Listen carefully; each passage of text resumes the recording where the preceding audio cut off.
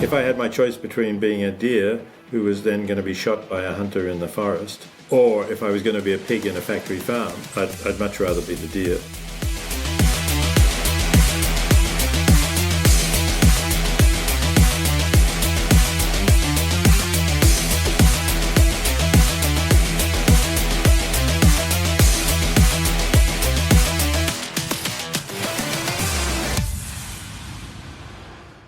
Peter Singer is widely acknowledged as the father of the animal rights movement, since Dr. Singer called on readers to boycott meat in the first edition of the book, Animal Liberation. Worldwide meat consumption has increased from 112 million tons to more than 300 million tons. In 2023, an updated version of the book, Animal Liberation Now, the definitive classic renewed, was published, highlighting the progress that the animal movement has made and presenting its major setbacks. Today, it is an honor to be able to sit down with Dr. Singer to talk about this book and his experience in Taiwan.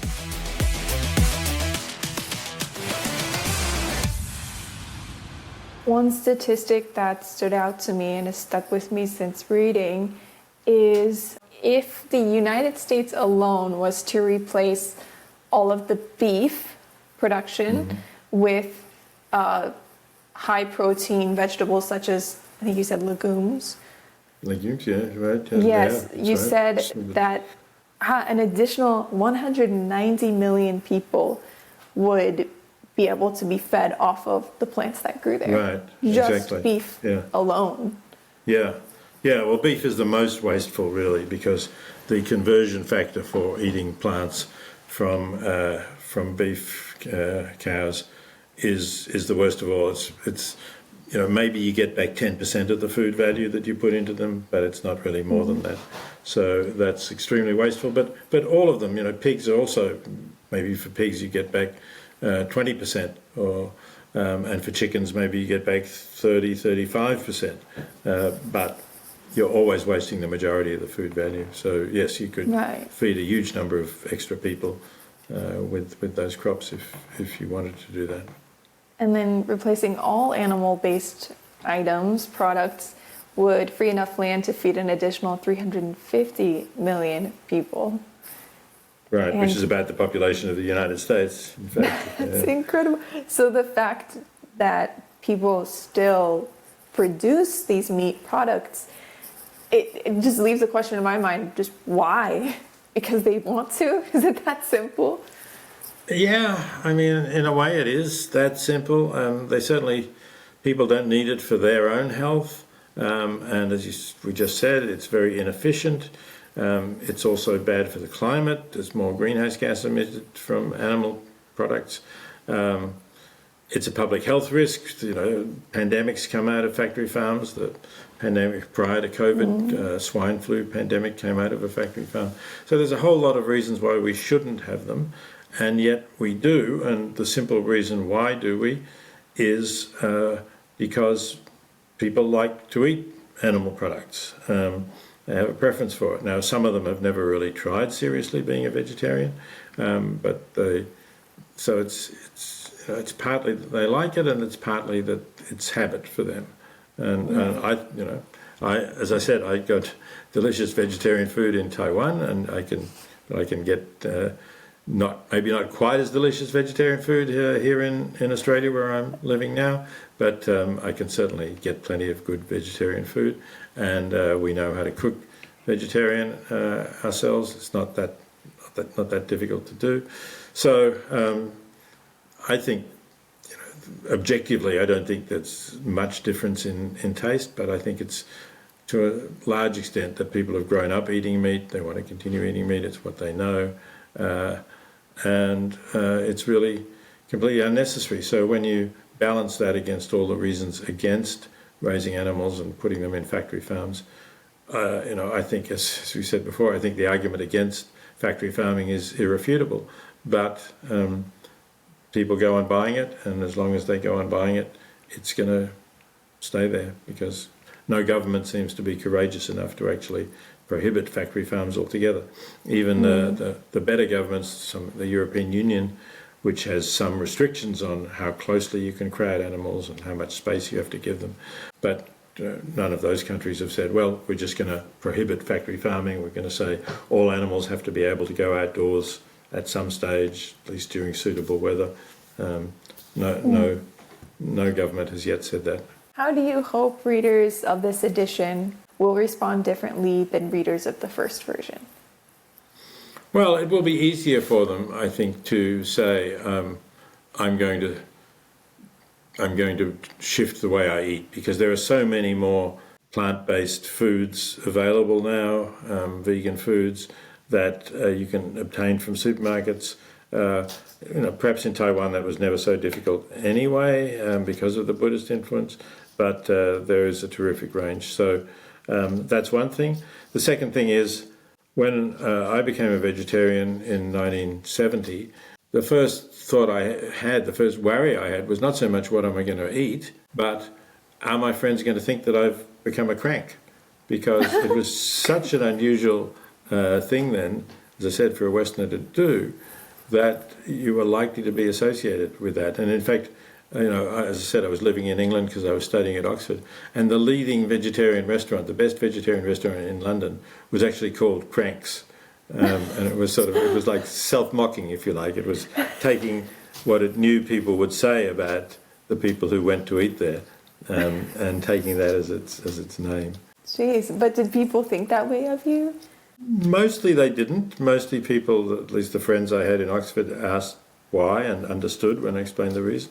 But there were one or two who thought that I had become a bit strange, I think. Yeah. They thought I'd become kind of a Puritan. Also, I would like to ask, how do you feel like the people closest to you have been affected by your philosophy? I'm fortunate to be close to quite a number of people who have followed what I think and have changed what they eat and the way they live.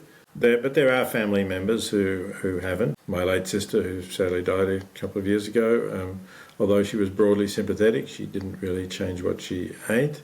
One of her daughters, so one of my nieces, did, and the other one didn't. So I accept that. I don't want to cut off family members because they're not going to accept my ideas. I understand that that's their choice, and I'm somewhat disappointed, but you have to still be close to your family and to long-term friends. So.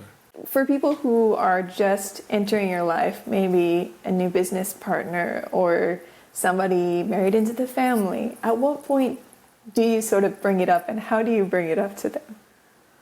Well, I mean, whenever we have a meal, it's going to be obvious, right? So if there's somebody I'm meeting or for the first time, or if somebody is coming to our place to eat, they won't get any meat.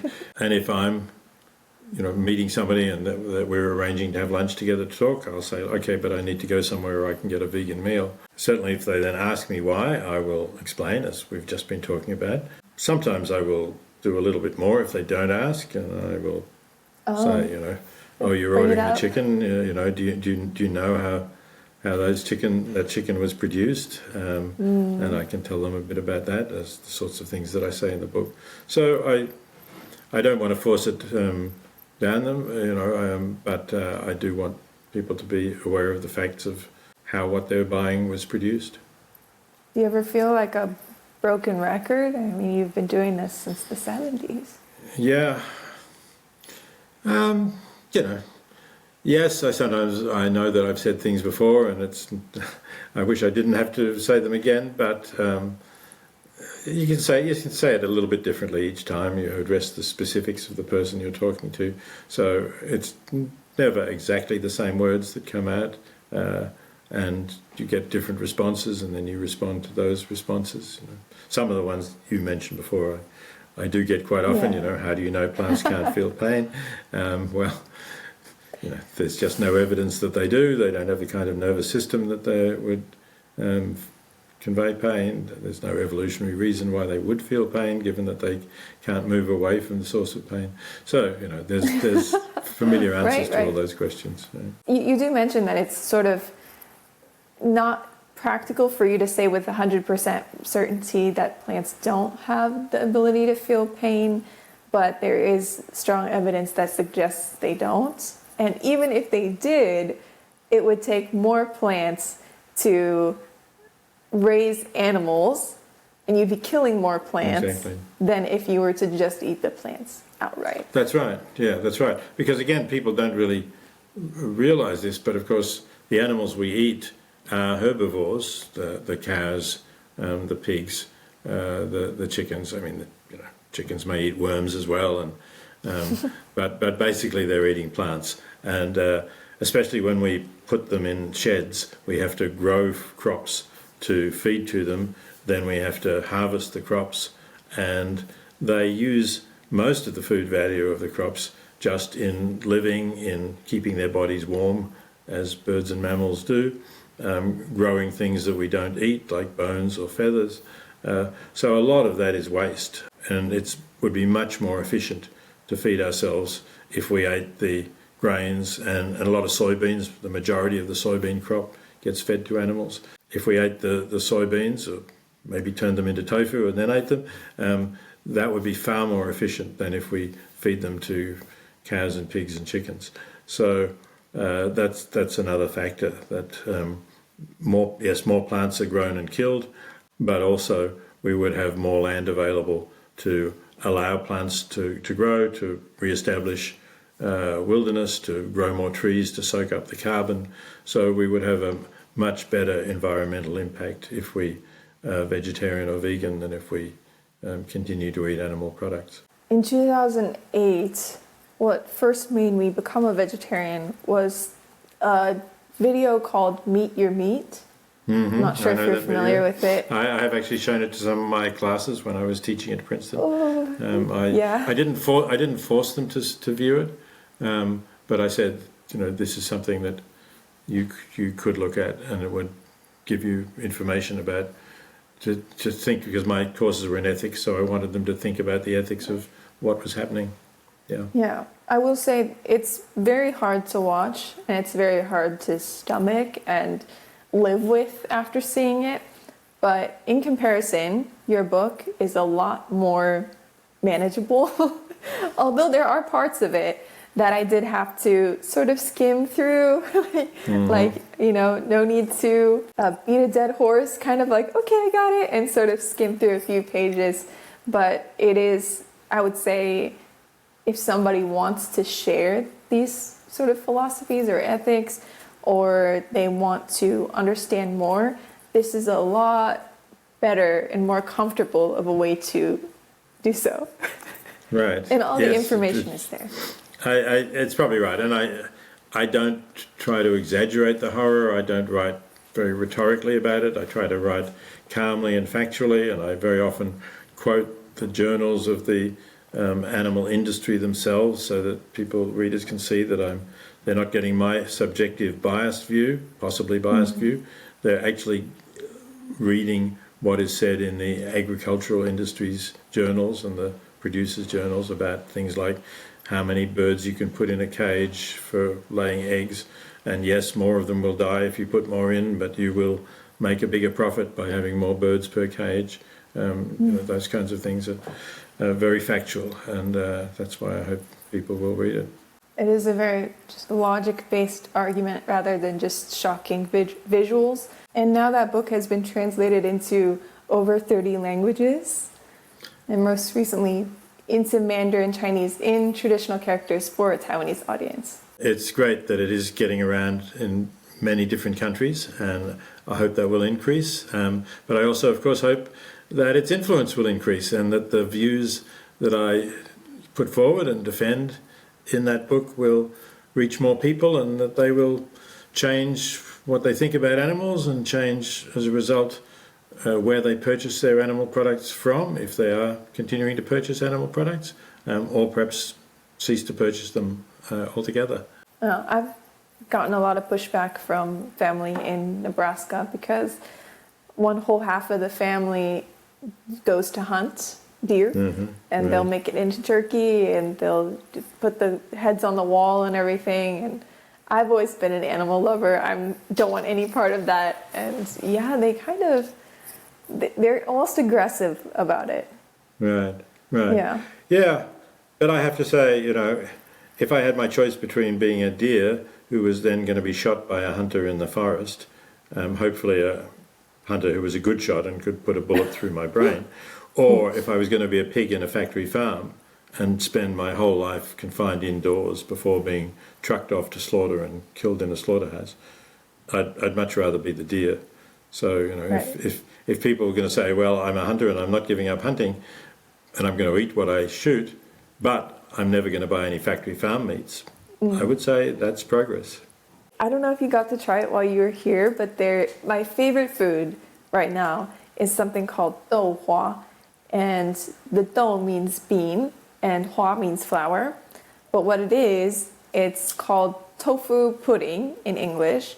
And it's just soy milk, but they add a coagulant. And it just turns into a almost tofu-like texture, but it doesn't taste quite tofu-like, and it's less dense, so it's more of a dessert, and it has like a natural sweetness to it.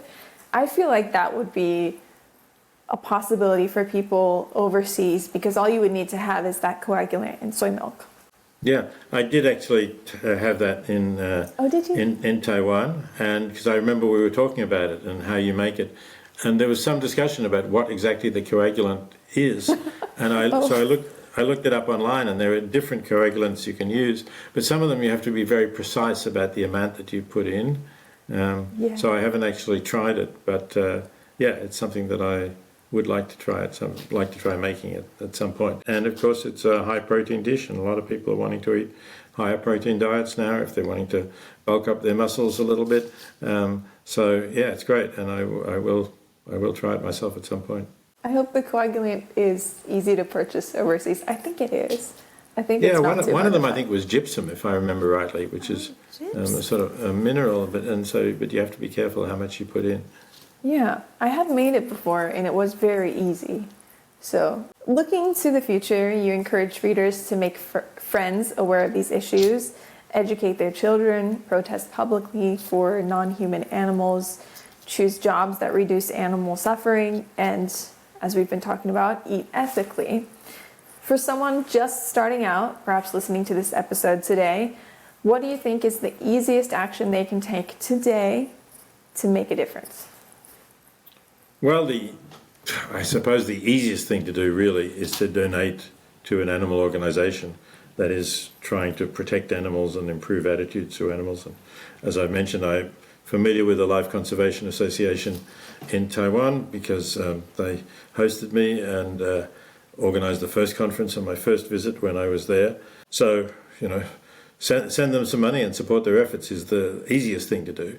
The second thing to do, I think, is, as we've been saying, to either not purchase animal products or not purchase meat, or at least as a minimum not purchase factory farmed animal products. And that's not so easy to do. It's a bit of a bigger change for some people. And if you want to keep eating animal products but avoid factory farm products, then you have to seek out products that are definitely not from factory farms.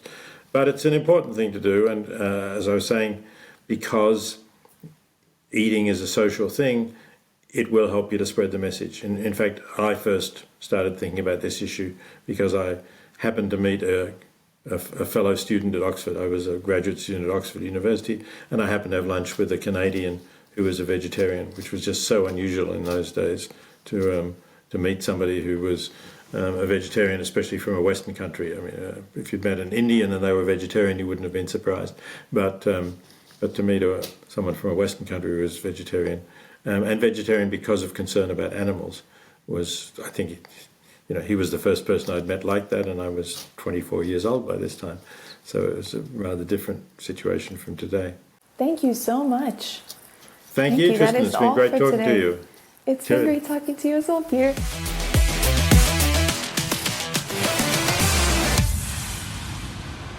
Making it to the end of an episode makes you a Formosa Fauna friend. See you next time for Formosa Fauna Fridays here on Radio Taiwan International.